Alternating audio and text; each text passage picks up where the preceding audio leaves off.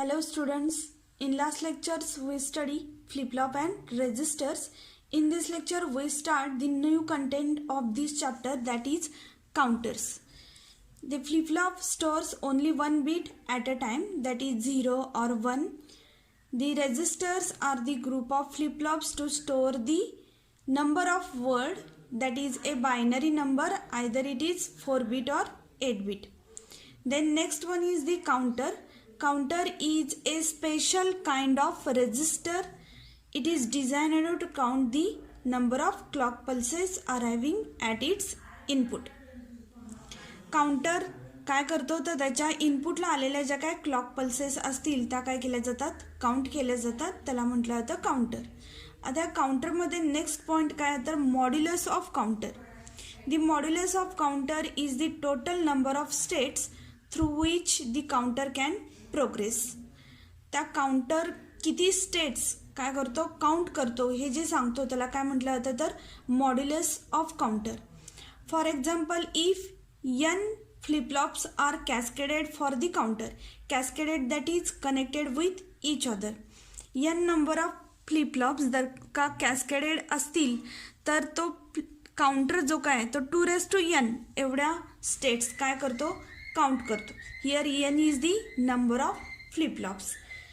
The n is the binary natural count. That is, for example, if 2^3, that is number of flip-flops are 3, then this counter progress with the 8 states.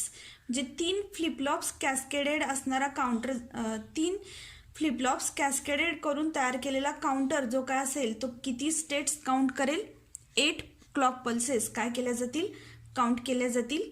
Like this, if the 4 flip-flops are cascaded, that is 2^4. 2^4 equal to 16. 16 states are counted by the 4 cascaded flip-flops, and these are known as modulus or mod 8 counter or mod 16 counter. That is, to construct the mod 8 counter, 3 flip-flops are required, and to construct the mod 16 counter 4 flip-flops are required. Modulus of counter समजलं का, बघा आणखीन एकदा बघूया आपण. the modulus of counter is the total number of states through which the counter can progress. The counter progress with the states in 2n, where n is the number of flip-flops. In natural binary count, 2^3, 2^4, 2^5, and which are known as mod 8, mod 16, mod 32, mod 64 counters. These are the in case of natural counts. Some numbers are between these natural counts, that is 10 or 31. 10 किंवा 31 जर का clock pulses आपल्याला count करायचे असतील तर तेव्हा किती flip flops गरजेचे असतील, तर त्यासाठी काय केलं जातं बघा. The correct number of flip-flops required to determine by choosing the lowest naturally count which is greater than the desired modified count. That is, जर का मॉड 10 आपल्याला काउंटर कन्स्ट्रक्ट करायचं असेल तर त्यासाठी काय केलं जातं, 4 फ्लिपफ्लॉप्स घेतले जातात. 4 फ्लिपफ्लॉप्स घेतल्यानंतर स्टेट्स किती येणार आहेत, 2^4 इक्वल टू 16 स्टेट्स येतील. दी 16 is the greater than 10 but the lowest natural count after the 10. That is 2^4. 2^3 घेतला तर किती येणार आहे, 8. हा आपल्या 10ला काय होतं, कमी पडतो. 2^4 किती येतो, 16. 2^5 किती येणार आहे, 32. मग आपण 2^5 घेणार नाही आहे तर काय घेणार आपण, 2^4, कारण तो काय lowest natural binary count which is greater than the desired modified count. आपल्याला डिझायर्ड काउंट कोणता आहे, 10 आहे, त्याच्यापेक्षा तो ग्रेटर आहे, म्हणून आपण मॉड 10 काउंटर जर का कन्स्ट्रक्ट करायचं असेल तर फ्लिपफ्लॉप्स किती घेतले जातात, 4 फ्लिपफ्लॉप्स घेतले जातात. त्याच पद्धतीनं जर का मॉड 31 काउंटर कन्स्ट्रक्ट करायचं असेल तर त्यामध्ये फ्लिपफ्लॉप्स किती लागतील, 2^4, 16, 2^5, 32. Therefore 5 flip-flops are required to construct the mod 31 counter. This is the modulus of counter. Counter is a special kind of register designed to count the number of clock pulses arriving at its input. Modulus of counter is the total number of states through which the counter can progress. For natural binary count, it is equal to 2 raised to n. In other than the naturally binary counts, it is required the lowest natural count which is greater than the desired modified count. Then next are the types of counters. In types of counters, there are serial or ripple or asynchronous counter.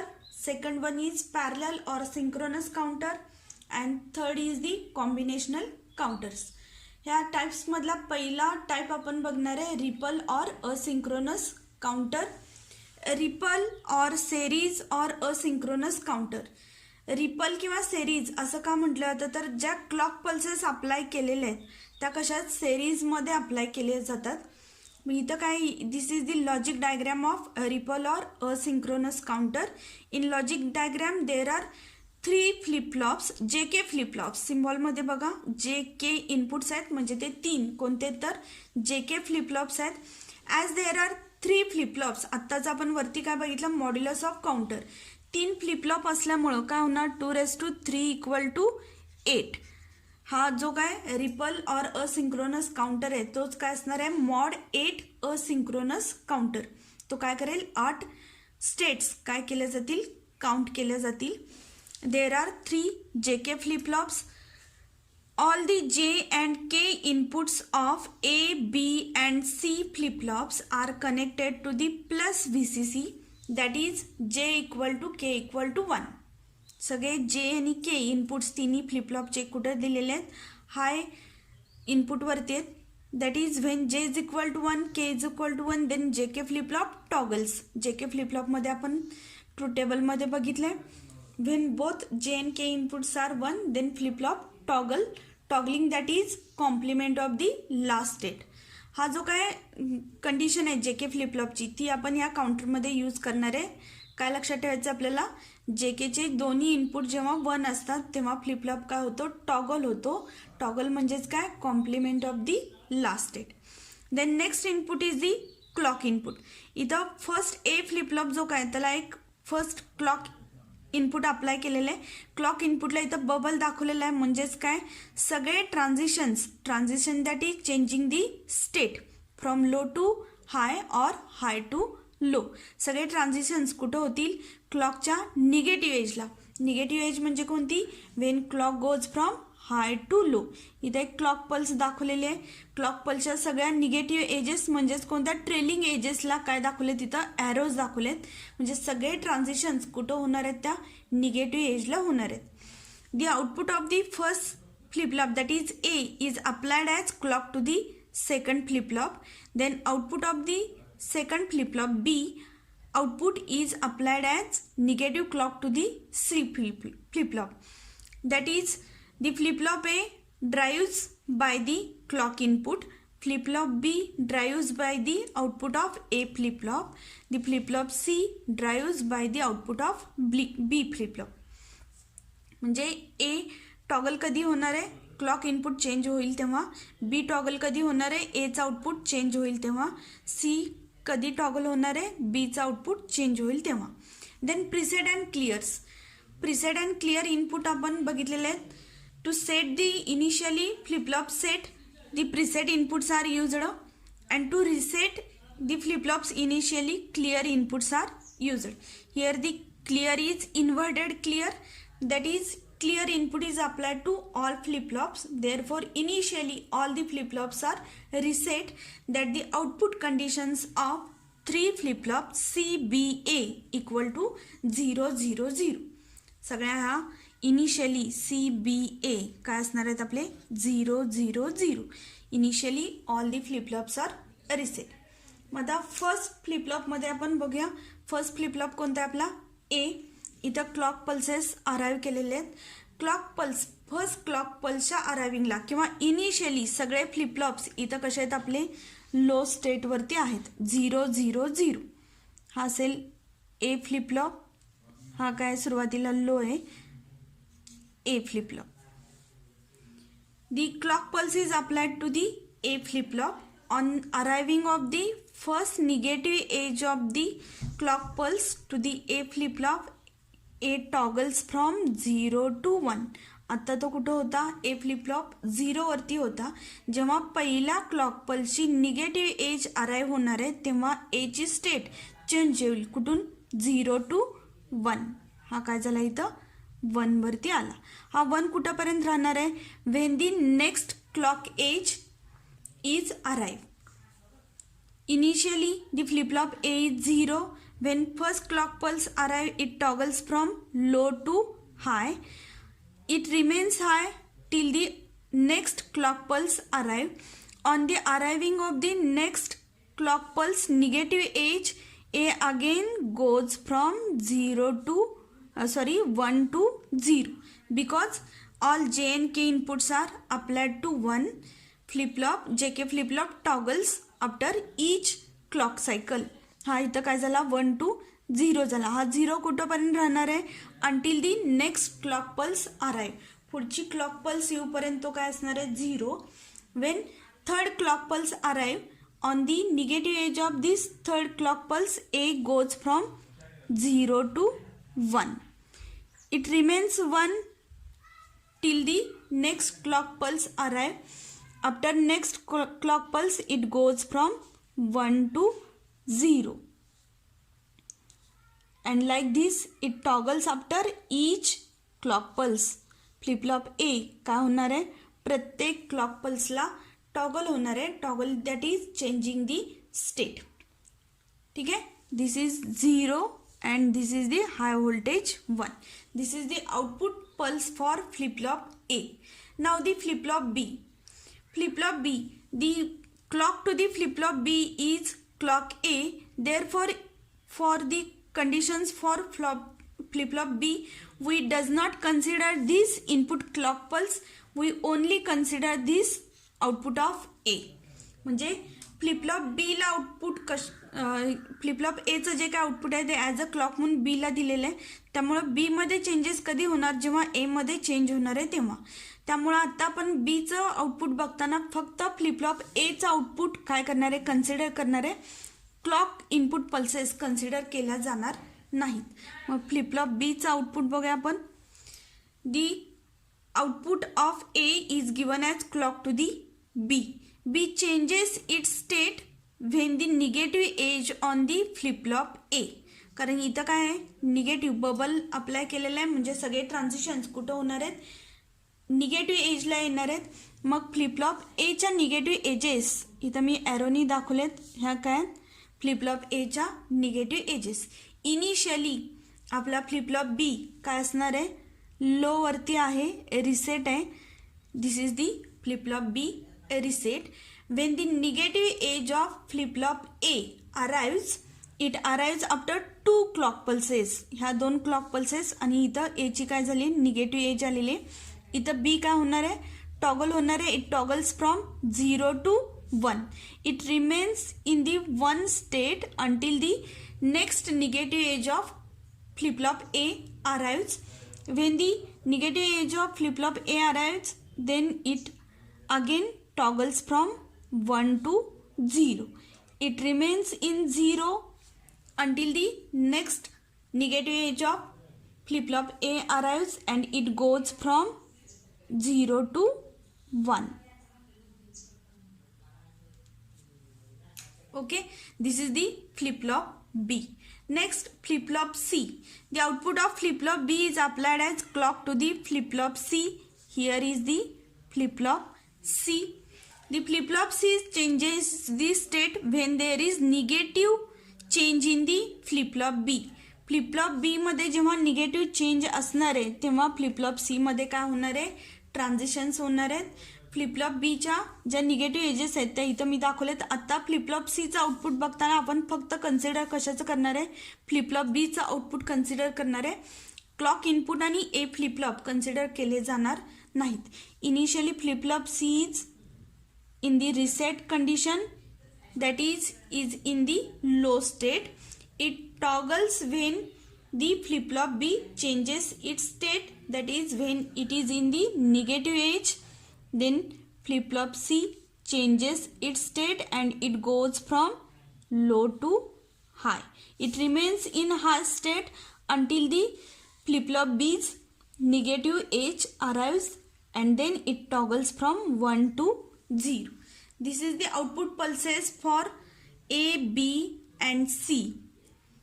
This A, B, C shows that flip-flop A toggles after each clock pulse, flip-flop B toggles after 2 clock pulses and flip-flop C toggles after 4 clock pulses.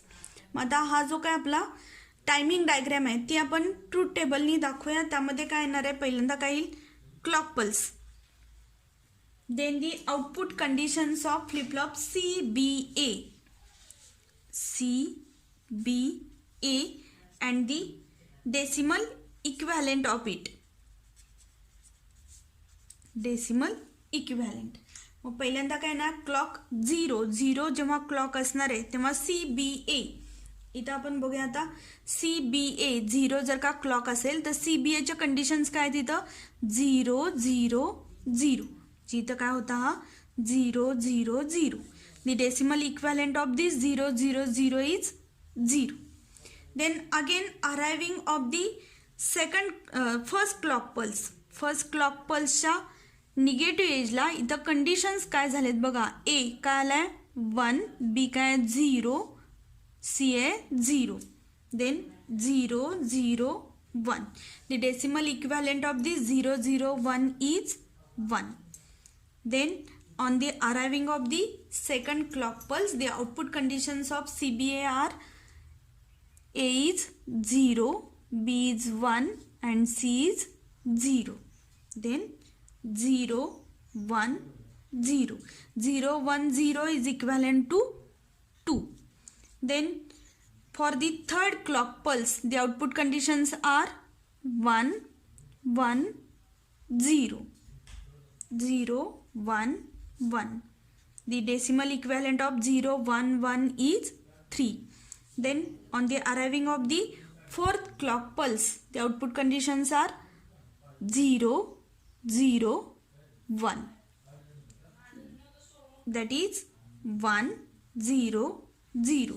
1 0 0 is equivalent to decimal 4. Then arriving of the fifth clock pulse, पाचव्या clock पल्सला CBA च्या conditions काय आहेत बघा. 1 0 1. 1 0 1. 1 0 1 is equivalent decimal is 5. Then next one 6. सहाव्या clock पल्सला conditions काय आहेत 0 1 1. 0 1 1. 0 1 1 is decimal equivalent is 6. Then on the arriving of 7th clock pulse, the output conditions are 1 1 1. 1 1 1. That is 1 1 1 is decimal equivalent is 7. On the arriving of 8th clock pulse, the output conditions are 0 0 0. 0 0 0 is equivalent to 0. That is the after 8th clock pulse, the flip-flop conditions are 0 0 0. That is after the 8th clock pulse, the flip-flop is reset.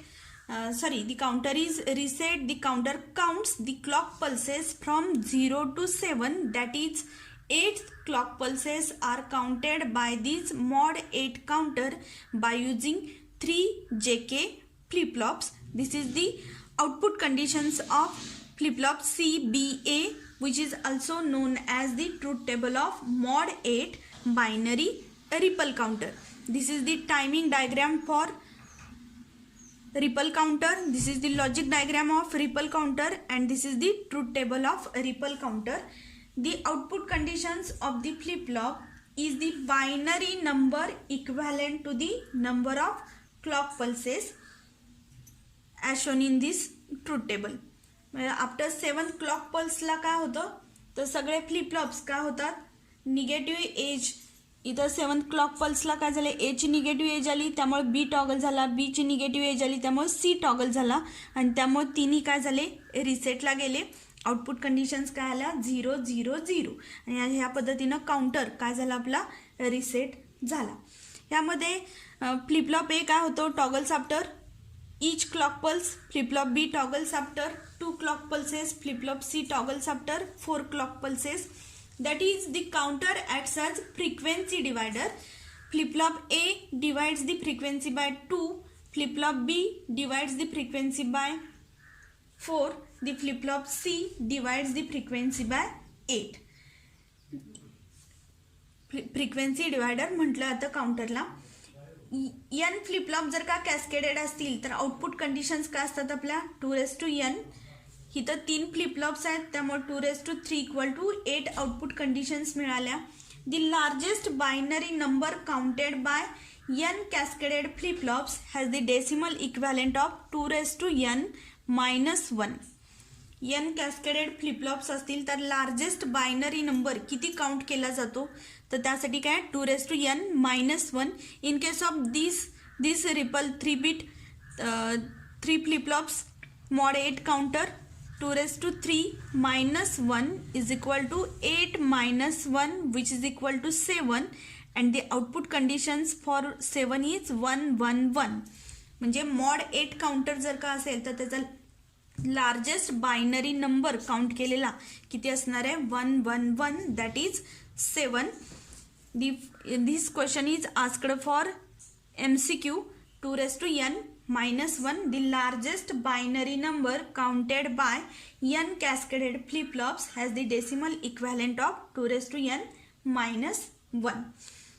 In mod 16 counter it counts the 2⁴ - 1 that is 16 - 1 equal to 15 that is equal to 1 1 1 1. जर का mod 16 counter असेल तर तो largest number किती count करणार आहे 1 1 1. दिस is the mod 8 ripple or asynchronous counter और serial counter. Serial का म्हटलं जातं तर क्लॉक पल्सेस सिरियली अप्लाय केल्या जातात. फर्स्ट फ्लिपफ्लॉपला क्लॉक अप्लाय केली जाते, पहिल्याचं आउटपुट दुसऱ्या फ्लिपफ्लॉपला ॲज अ क्लॉक म्हणून अप्लाय केलं जातं, दुसऱ्याचं आउटपुट तिसऱ्या फ्लिपफ्लॉपला ॲज अ क्लॉक म्हणून अप्लाय केला जातो. फ्लिपफ्लॉप ए टॉगल होतो after each clock pulse, flip-flop B toggle होतो after 2 clock pulses and flip-flop C toggles after 4 clock pulses. The ripple or asynchronous or serial counter is asked for 4 marks in board question paper. In this question we have to draw the logic diagram for 1 mark, timing diagrams for 1 mark, truth table for 1 mark and the working or explanation of each clock pulse for 1 mark. हे सगळे 4 points असतील तर फुल marks दिले जातात. MCQ साठी हा question विचारला जातो 2n - 1 आणि हा मॉड्युलस ऑफ काउंटर जो आहे त्याच्यावरती पण एक्झाम्पल्स येतात. Explain the number of flip-flops used to construct the following flip-flops, following counters mod 8, mod 16, mod 61 असे काउंटर्स दिले जातील आणि त्यासाठी लागणारे फ्लिपफ्लॉप्स आपल्याला काय करायचे तर काढायचेत आणि तसाही क्वेश्चन 3 मार्कांच्यासाठी विचारला जातो. Modulus of counter.